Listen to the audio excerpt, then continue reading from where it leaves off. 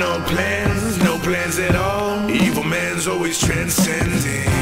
Fighter like sheep, swallow everything. Always simpletons or pretending. We got no plans. This is your moment of clarity from LeeCamp.net.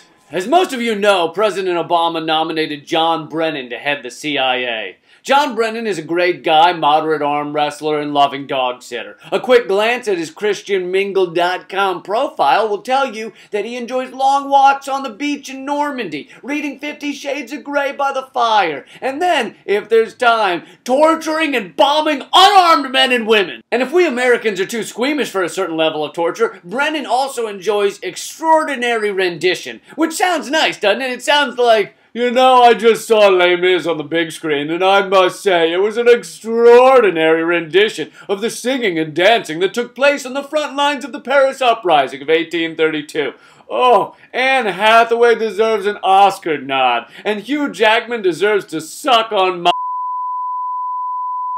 But no, extraordinary rendition is of course the practice of sending people we really want tortured to countries that don't mind violating human rights so much. But luckily we've been able to save money on a lot of flights because we're totally into human rights violation. We're fucking down for all the indefinite detention and torture light fun you can muster. Hell, over 60 prisoners at Guantanamo have been approved for release by the courts years ago, and we don't release them anyway. We don't give a What are they gonna do? Call their lawyer? Can't breathe. Unless you think Brennan only violates the rights of people without white skin. No. He's the #1 fan of warrantless wiretapping on American citizens. On every unconstitutional wiretapping day, he shows up at the office shirtless with wire painted on his face and tap that ass painted across his chest. He then sits there in the wiretap room going, "Yeah!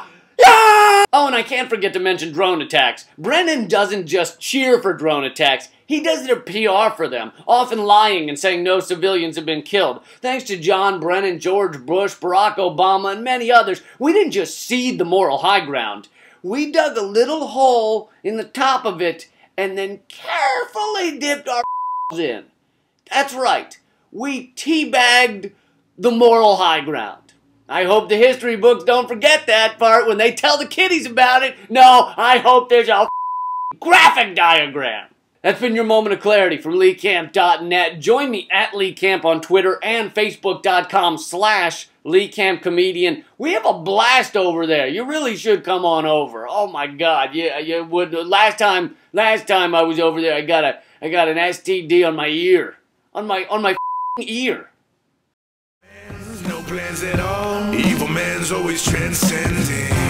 Fighter like sheep, swallow everything. Always simpletons or pretend.